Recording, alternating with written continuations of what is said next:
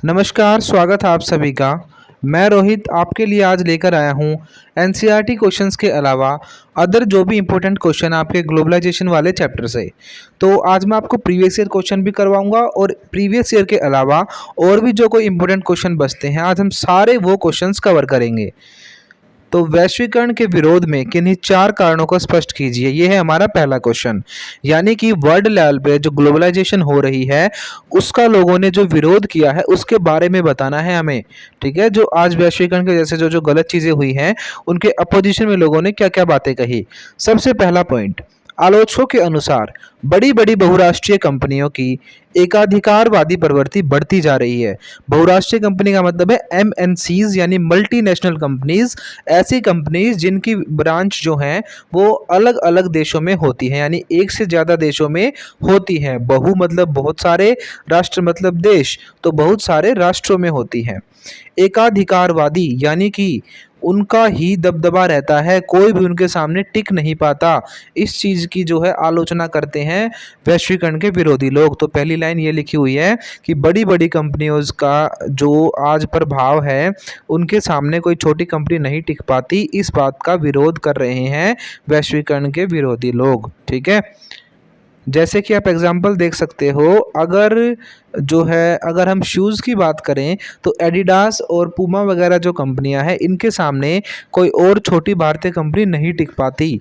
ठीक है, तो इससे क्या हुआ है, नुकसान हुआ है भारत को। तो बहुराष्ट्रीय कंपनियों के सामने जो है छोटी कंपनियां नहीं टिक पाती, इसलिए उनका एकाधिकार बन जाता है, यानी कि उनकी डोमिनेंसी बन जाती है।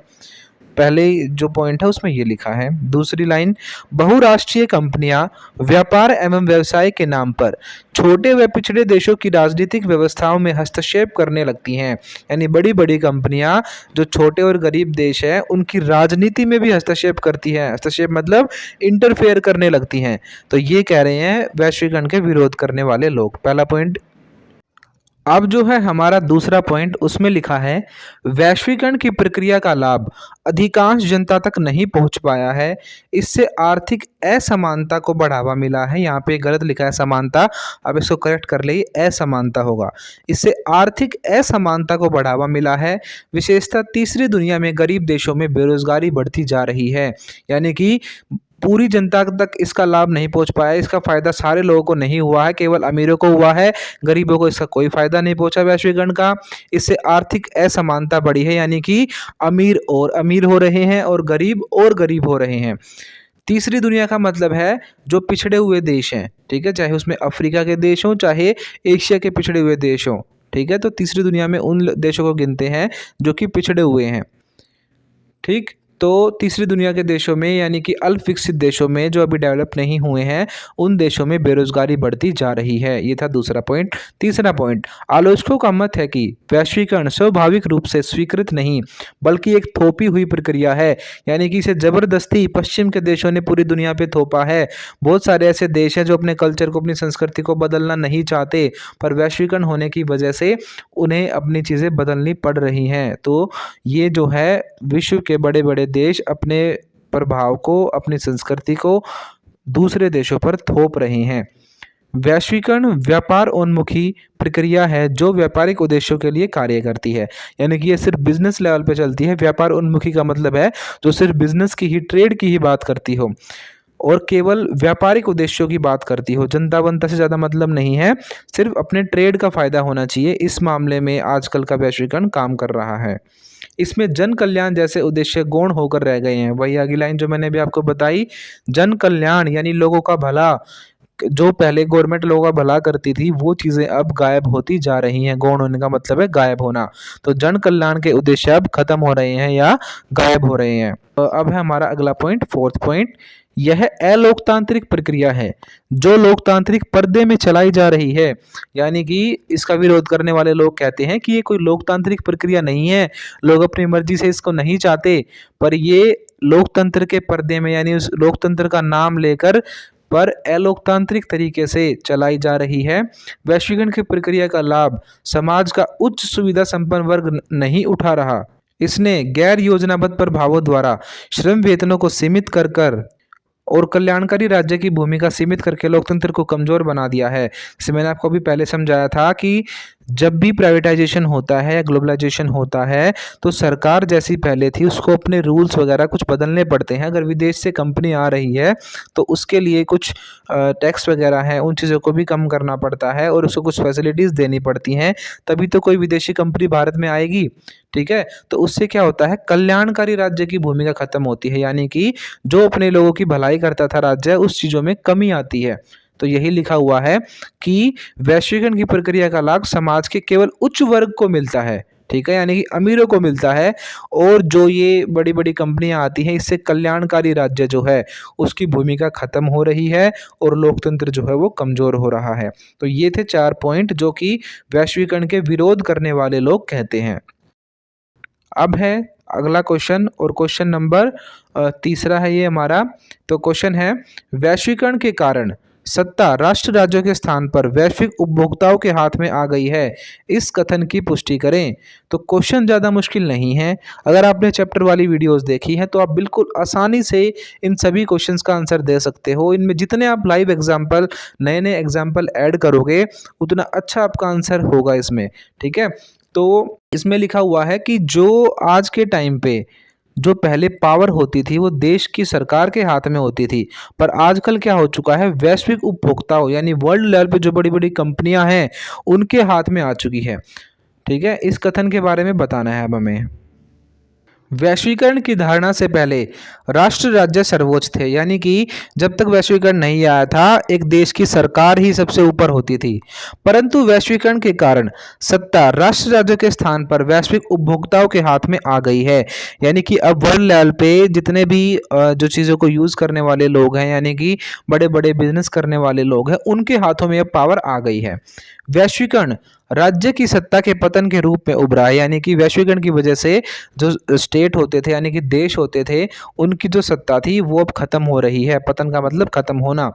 बहुराष्ट्रीय कंपनियों के उदय होने के कारण राज्यों की निर्णय लेने की शक्ति बहुत ही कम हो गई है, यानी कि जो बड़ी बड़ी कंपनियां आ रही हैं उनकी वजह से जो डिसीजन पहले गवर्नमेंट ले पाती थी आज वो डिसीजन नहीं ले पाती। ठीक है, उसके बाद विश्व के लगभग सभी देशों ने अंतर्राष्ट्रीय मुद्रा कोष, विश्व बैंक, विश्व व्यापार संगठन यानी कि WTO की सर्वोच्चता को स्वीकार कर लिया है, यानी कि अब सभी उनके हिसाब से ही काम करते हैं। जो वर्ल्ड लेवल पे बातें होती हैं, जो WTO कहता है या बड़ी बड़ी जो भी एजेंसियां हैं वर्ल्ड लेवल पे, उनकी बात अब सभी देशों को माननी पड़ती है।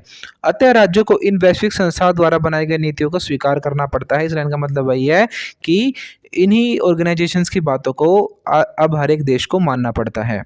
अब है हमारा नेक्स्ट क्वेश्चन, वैश्वीकरण के किन्हीं 4 परिणामों की व्याख्या कीजिए। तो आप इन क्वेश्चंस की नंबरिंग मत देखना, नंबरिंग से हमने एनसीईआरटी वाले क्वेश्चन करे थे। अभी आप देखो पहले क्वेश्चन नंबर 3 था, अब ये 6 आ गया। मैंने आपके लिए सभी इंपॉर्टेंट या प्रीवियस ईयर क्वेश्चन उठाए हैं, तो आप ये नंबरिंग देखकर कंफ्यूज मत होना कि 5th क्वेश्चन रहेगा ये रह गया। ठीक है, तो 3rd के बाद 6th था या 7th था, ये कोई मैटर नहीं करता।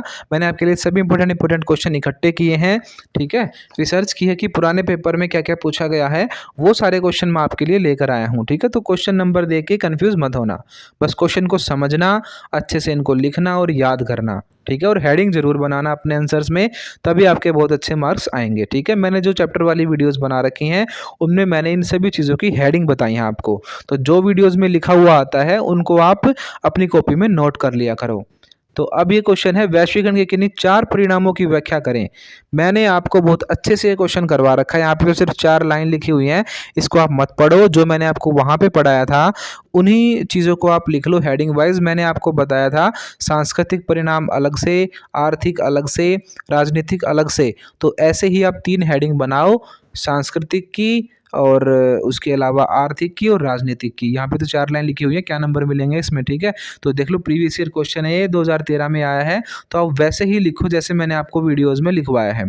ठीक है, तो वो हेडिंग जरूर बनाओ और इस क्वेश्चन को आप वहीं से देख लो। ठीक है, अब है हमारा नेक्स्ट क्वेश्चन, प्रौद्योगिकी ने वैश्वीकरण की दिशा में किस प्रकार योगदान दिया है, व्याख्या कीजिए। ये एनसीईआरटी क्वेश्चन से हमने पढ़ा था कि टेक्नोलॉजी ने कैसे इसको प्रभावित किया है, कैसे वैश्वीकरण जो है उसमें हेल्प की है प्रौद्योगिकी ने। प्रौद्योगिकी का मतलब है टेलीफोन, टेलीग्राफ, इंटरनेट, ठीक है, और भी जो भी नई नई टेक्नोलॉजी आती है, चाहे मोबाइल फ़ोन हो, कुछ भी हो, वो सारी की सारी क्या है, टेक्नोलॉजी है। तो ये हमने ये same to same question NCERT वाली वीडियो में करा था। इससे जो पिछली जो वीडियो आई थी जिसमें हमने एनसीईआरटी क्वेश्चंस कवर करे थे, उसमें हमने ये क्वेश्चन पढ़ लिया है। अब अगला क्वेश्चन है, वैश्वीकरण के 2 आर्थिक परिणाम बताइए। ये है हमारा 8th क्वेश्चन। अब उसके बाद है 9th क्वेश्चन, वैश्वीकरण के किन्हीं 4 राजनीतिक परिणामों को बताइए।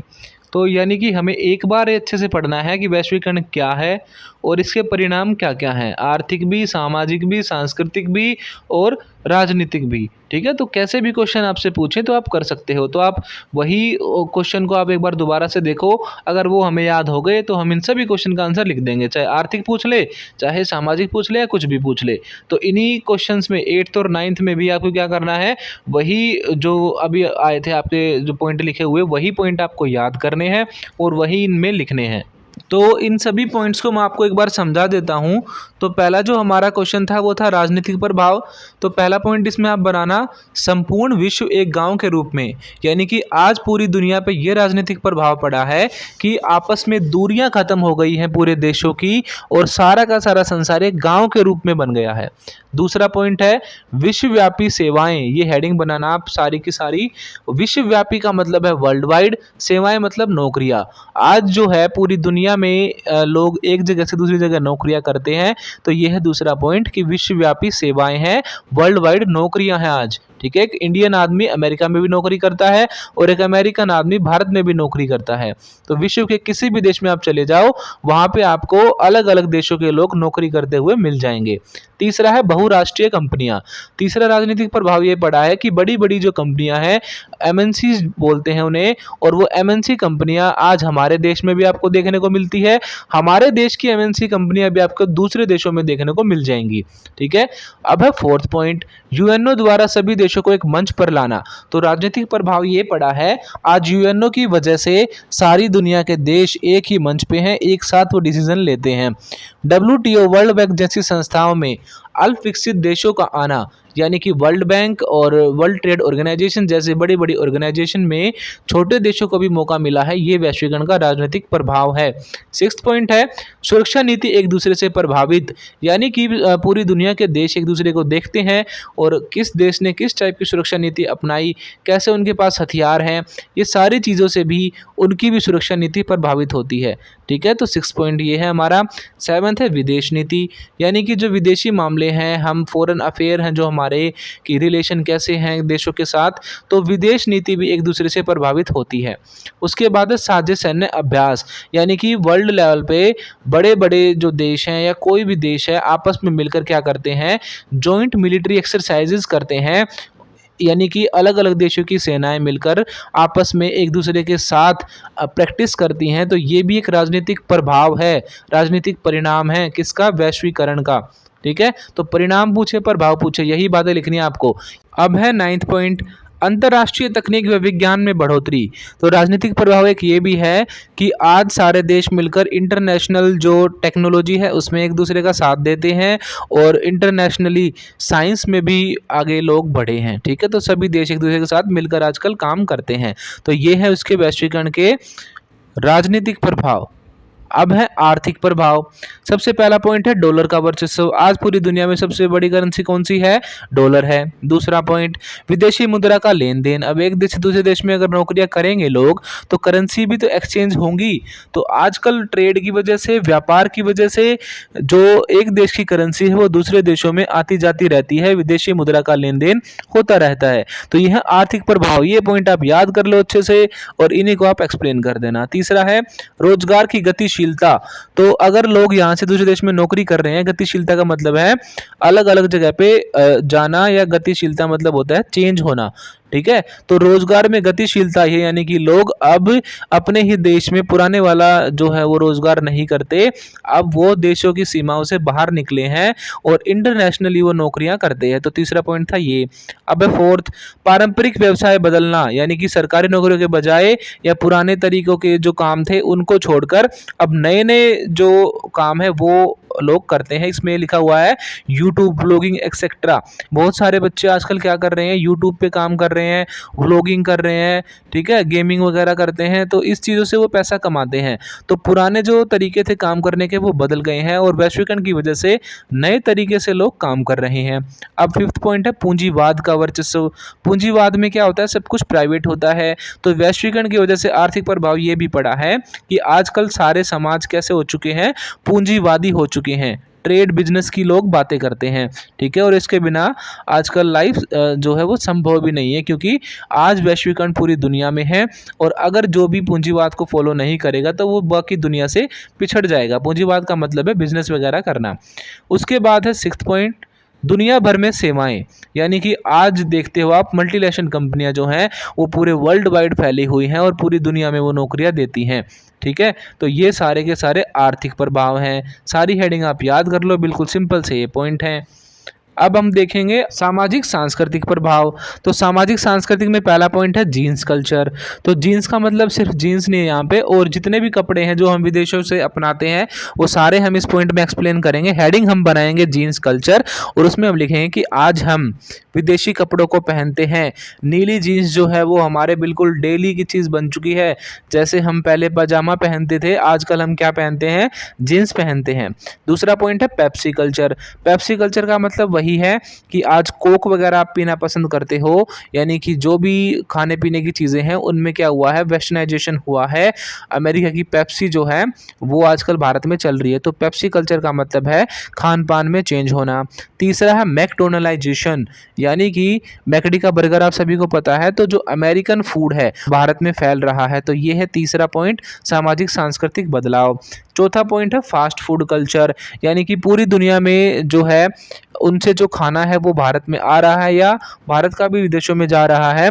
तो ये सामाजिक सांस्कृतिक प्रभाव है, परिणाम है वैश्वीकरण का, कि पूरी दुनिया में आज क्या फैल रहा है, फास्ट फूड कल्चर फैल रहा है।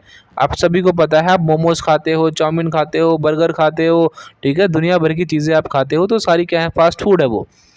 उसके बाद अगला पॉइंट है इंग्लिश लैंग्वेज, ठीक है। तो फिफ्थ पॉइंट है, ये गलती से यहाँ पे 3 लिखा हुआ है, फिफ्थ पॉइंट है इंग्लिश लैंग्वेज। तो आज पूरे संसार में लोग अपनी भाषाओं को भूलकर इंग्लिश लैंग्वेज को ज़्यादा इंपॉर्टेंस देते हैं। तो ये भी एक सामाजिक सांस्कृतिक प्रभाव है। उसके बाद है छठा पॉइंट मॉडर्नाइजेशन, यानी कि आधुनिकरण। तो लोग आजकल आधुनिकरण की तरफ बढ़ रहे हैं, नई नई चीज़ों में मॉडर्नाइजेशन हो रहा है। हर चीज़ में आपको मॉडर्नाइजेशन दिखेगा, आपके कपड़ों से लेकर, आपकी सोच से लेकर, आपकी पढ़ाई से लेकर, हर चीज़ में आपको मॉडर्नाइजेशन दिखेगा, ठीक है। तो ये भी हमारे समाज पर एक प्रभाव पड़ा है। अगला है इंटरकास्ट मैरिजेस।